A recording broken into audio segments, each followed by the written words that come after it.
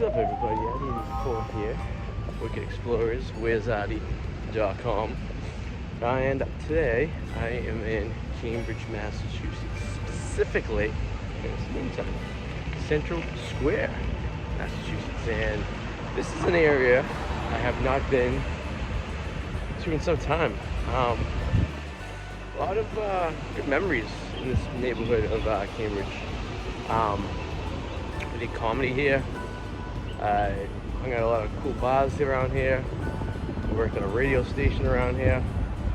I DJ'd here. I did some projects for my last job here.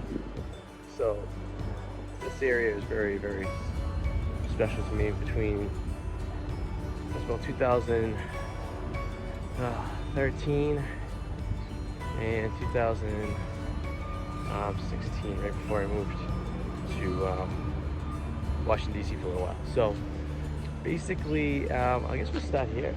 This is where I used to park in this lot right behind me over here when I used to DJ. Now, every once in a while, I'd be lucky if I'd park on the street. I got lucky, but for the most part, I would just go to park here because it was, if I could find a spot, it's usually free. They didn't charge you at night. The guy left the booth and everything. I used to park here when I did my comedy too, as well.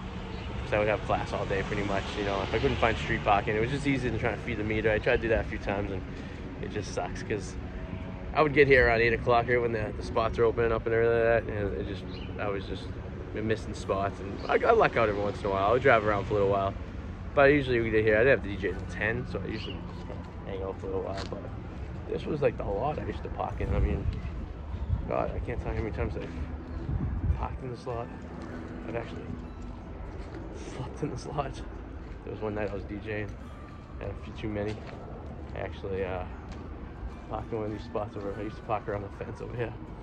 And I didn't really have to carry any DJ equipment. I just had my computer and I had my mixer board. But yeah, I used to park right over here.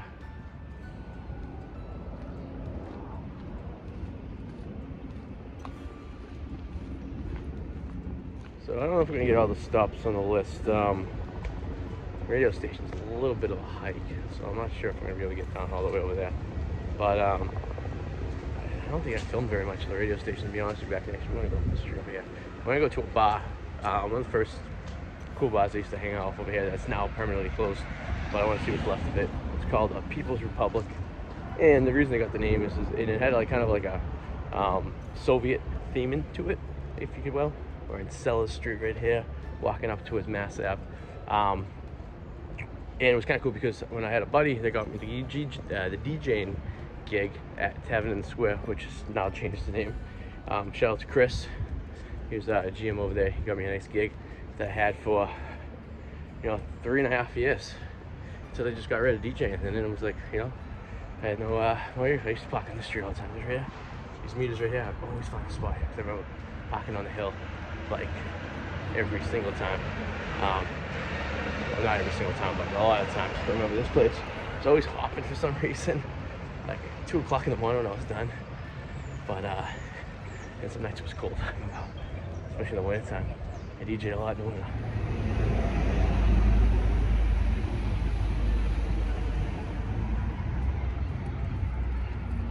For some reason, this walk to People's Republic always seemed like 10 times longer. Basically because it's so cold outside. I just sort of shiver walking down here. I usually don't bring many layers with me either. I like to stay aloof, like that.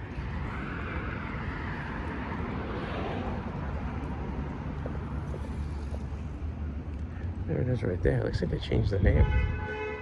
Alright, so that's it behind me. So you still got some of the artwork on the side. It's now an Indian bar and restaurant. So the building's still there. I guess another establishment came in. They didn't sell food, I don't think. I never ordered food there, but very interesting. Yeah, now it's an Indian restaurant.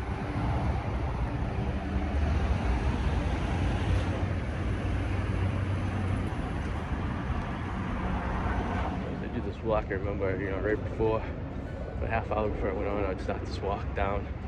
I remember sitting at that bar and when I bought my first house, going over drawings and stuff before you do the gig and stuff. So It was pretty cool. I don't know, one thing on Indian food, I don't want to go in there and just have a drink and take their opening up, but yeah, I used to just walk all the time. It's some time here, so you forget. You do something all the time and then kind of just forget what it's like, you know.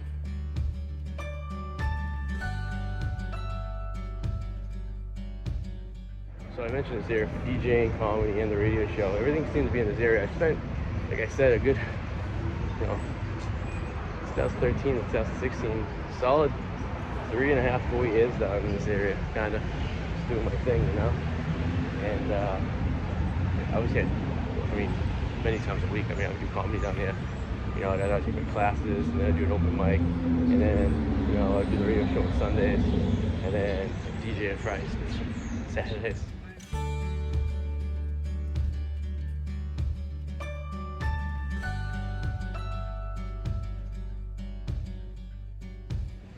$7-Eleven behind me. I used to spend tons of time at 7-Eleven. A lot of times if I was DJing or putting a long song on, I'd go over there, grab a Red Bull, grab a snack before I DJ'd, just grab a snack so I was done DJing, and so I just a quick walk to that 7-Eleven a lot.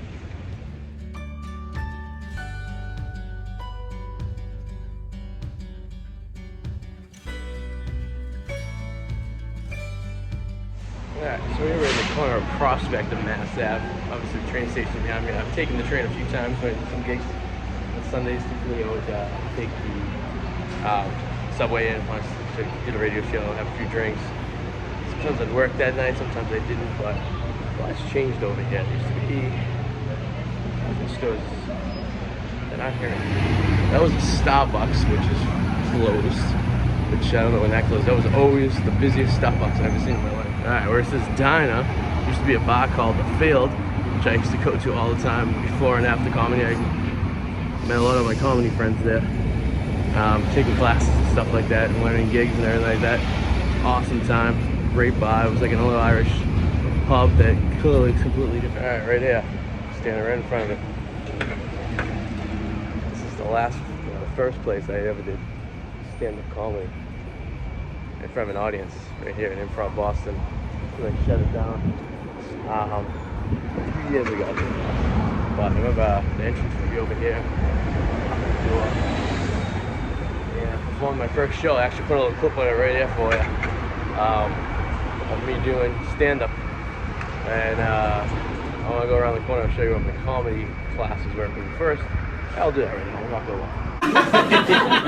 Revit is known for a few things. There are 12 tan salons, 15 Dunkin' Donuts, and a population of grown men who still think it's appropriate to wear.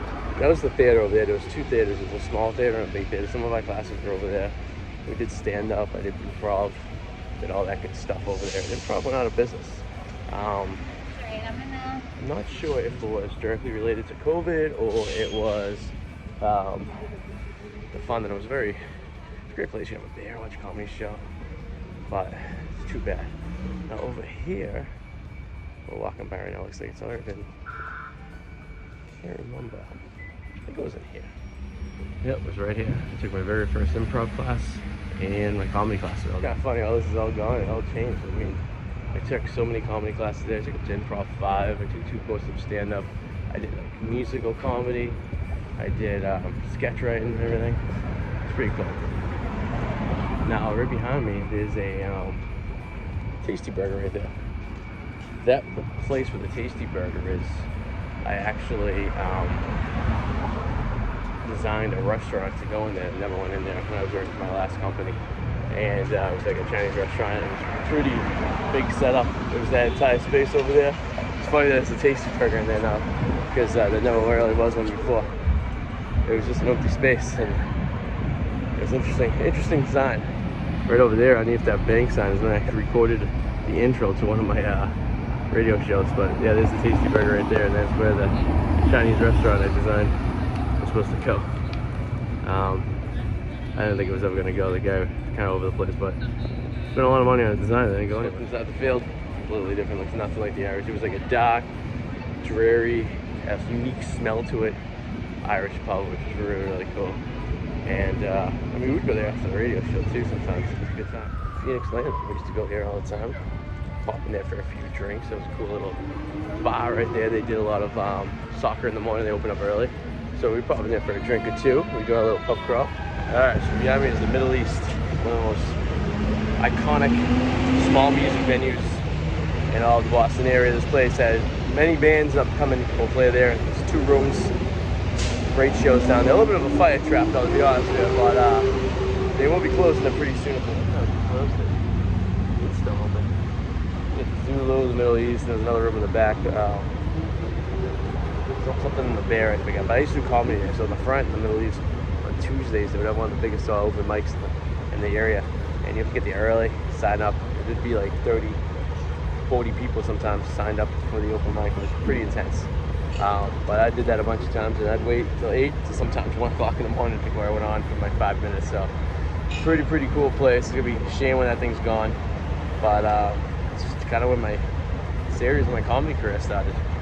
Really kind of cool to look back on it. And, you know, down this street right here, it's Brookline Street, about a mile down is where the radio station was. I'm not gonna walk all the way down there, but it's still there. The building's still there. The radio station's not there anymore. It was an online radio station, WEMF, and it was a really cool building. It was a practice space that they used for like bands and stuff like that. They had a radio station there too, so we used to go there. Weekly show. It's Tuesdays. Then we did Sundays for a little while, and then Thursdays for a little while. Mondays I think we did too. We did all different days, and then we moved the show to my house. Things were getting a little expensive to come into Boston all the time, and we would spend the entire night here. And then we eventually just did it wirelessly through Zoom. So there you go, Middle East boy. That stage right there, so I do comedy. Yeah, I'd sit at that bar all the way in the back next to the restroom. You can see it every Tuesday, many years. It's Bailey, I believe it's called, in the Phoenix Landing. It's a place I used to go to all the time. Back in the day, still there. They haven't closed yet. Alright, so we're walking this cool little hallway. Now this hallway, it's been known for its art and graffiti. It's been here for years. The buildings over here used to be a restaurant on the first floor and a bar on the second floor. A bar we used to go to quite frequently. In fact, I was an extra in a movie at that bar, and I'll put a little clip or a picture here.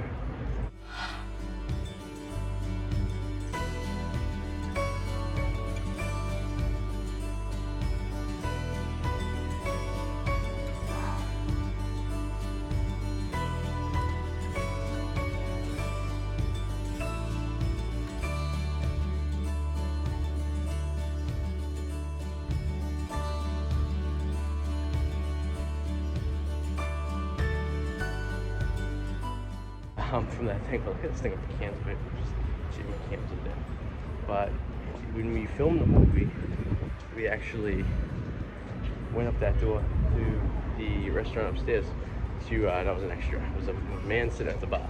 I'll see if I can find any footage. You can still smell the fresh smell of spray paint. They constantly keep adding on to it, you know.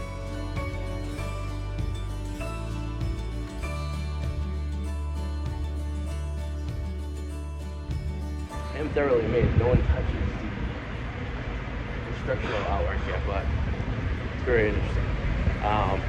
So this bar right here, when I was an extra in, is now a weed store by illegal marijuana. And it doesn't look like there's anything going on upstairs. Upstairs was the bar, I was the extra, but good times. Now that was back in 2000. It should still be 2013. That's about right. Yeah, 2013. This area came. It's always been a little sketchy, especially at night. Some interesting people, especially up at that intersection where they would hang out. So you always got to keep your head on a swivel when you're walking around here, because you never know situations you're gonna come across. Unfortunately, knock on wood, I've never had a problem here. But you know, you just gotta get that look here. Right there. Bleak eye. We're about to walk by right there. I used to, when I was in architecture school, used to pop in there occasionally. I went to that location a couple times. It was so out of the way. They really couldn't park down here, and I would take the train, and I would have to buy so many supplies at once. It just wasn't like feasible to go there. But I remember one time I went there, it had to be in the winter time, because it was cold out. I took the train all the way back, and it wasn't easy. I gave the red light and green light. It was kind of a nightmare. And I figured I'd never do that again. I bought a lot of big items too during that time, so it wasn't the most, didn't make most sense to me, but I was there. I bought some stuff.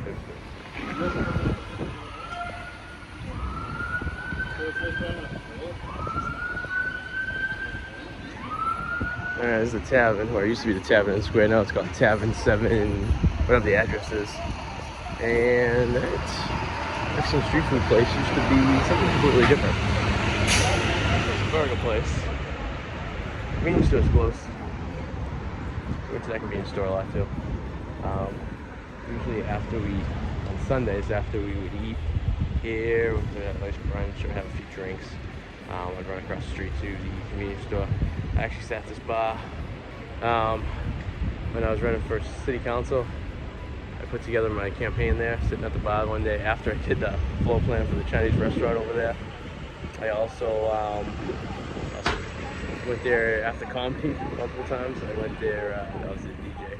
I'm gonna go in there and check it out real quick, and then grab some lunch. And then there's one more stop before we get back to the car of this Grand Central Square area here in Cambridge. So let's enjoy this video. Please subscribe and click the alarm so whenever you get notification, we get new ones. See you later.